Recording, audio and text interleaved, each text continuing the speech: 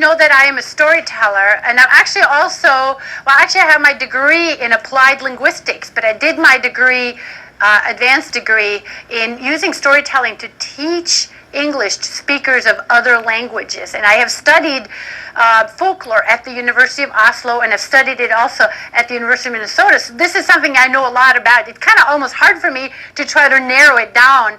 Something that you can get a PhD in if you want to, and to kind of get you interested in thinking about it for 1 hour.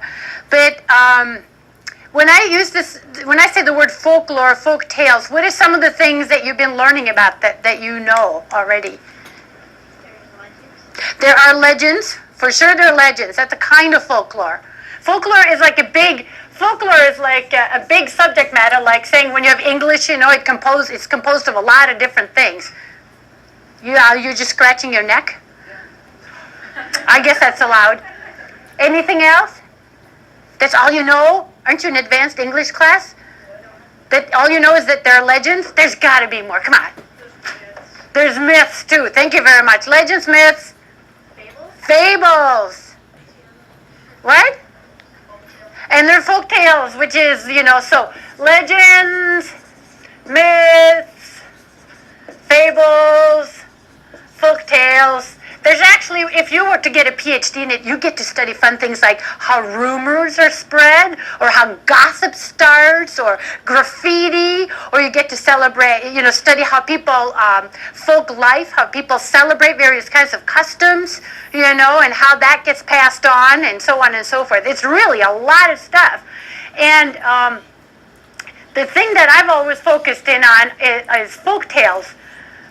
Fables, are short stories and with animals in them. They're different from other kinds of stories because the animal isn't just an animal, it stands for something. So a lion stands for royalty or kingliness, and the sheep stands for meekness, and a fox stands for cleverness, and everything stands for something.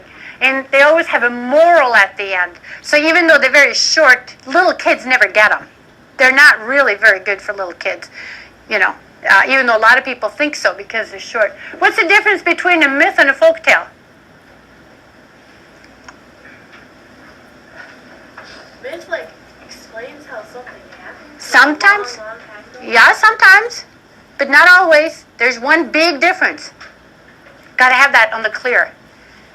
Myths, and I brought some myths that I'm working on, but myths always have gods in them. They can seem a lot like these other stories, but they do often explain how things got to be, but they have gods. So Zeus or, Hermes or, Hercules or any one of those guys. And if you're in the Norse myths, I know you learned about Odin, the head of the gods. The day Wednesday comes from Odin because Odin's old name was Woden. So Wednesday is Woden's day. Thursday is Thor's day. So that's named after Thor, the thunder god, that's my next manuscript. I'm working on stories of Thor, the thunder god. Very good stories. Oh, the best. But Thursday and Friday is named after another god, the chief of the lesser god named Frey. So it's Frey's day, Friday. It became in time. All the other words we got from the Vikings were things like murder, blood, axe, slaughter, pillage, plunder, all the because you know what those guys are like. But actually, all of those words that sound like that, slaughter, kill, those are all Viking words. Isn't that terrible? So that's the big difference between myths and folktales. They're very similar, but these have gods. What about a legend? That's where you were at. It's supposed to have happened a long time ago, and it explains how something got to be the way it was. It's supposed to be true.